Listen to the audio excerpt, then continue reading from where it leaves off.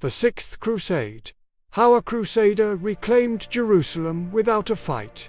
When you think of the Crusades, you probably picture fierce battles, epic sieges, and a clash of swords. But what if I told you one of the most successful Crusades was won with a pen, not a sword? Today, we're exploring the remarkable story of the Sixth Crusade, a campaign led by one of history's most unconventional rulers, Frederick II. The year is 1227. The Fifth Crusade had failed, and Europe was still reeling from the loss. Holy Roman Emperor Frederick II had repeatedly promised to lead a new crusade, but kept delaying. This infuriated the Pope, Gregory IX, who eventually excommunicated Frederick, casting him out of the church. But Frederick was no ordinary monarch. He was a multilingual, highly educated ruler who spoke Arabic fluently and had a deep fascination with Islamic culture. Instead of a warrior, he was a diplomat, and he believed a different approach was needed. He decided to embark on his crusade anyway, as an excommunicated emperor. When Frederick arrived in the Holy Land in 1228, he didn't immediately launch an attack. Instead, he began a series of negotiations with the Ayyubid Sultan Al-Kamil. The timing was perfect for both men.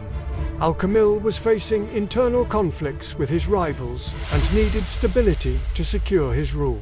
Frederick, meanwhile, wanted a major success to prove his worth, despite being excommunicated. They were two leaders who, despite their religious differences, understood each other's political needs.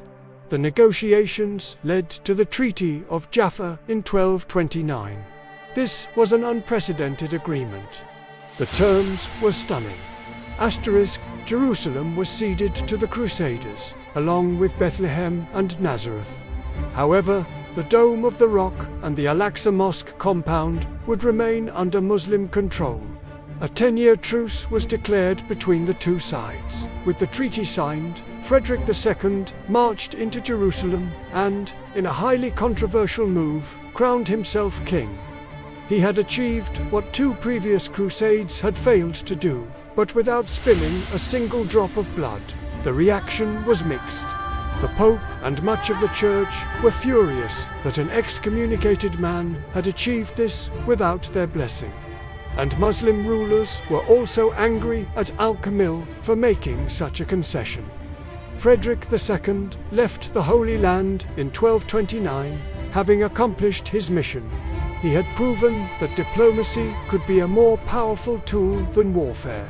However, this peace was fragile, and Jerusalem would fall back into Muslim hands just 15 years later. The Sixth Crusade is a fascinating story that challenges our typical view of the Crusades. It's a tale of political maneuvering and strategic thinking triumphing over brute force. What do you think? Was Frederick II a brilliant diplomat or a controversial figure who bent the rules for his own gain? Let me know in the comments below.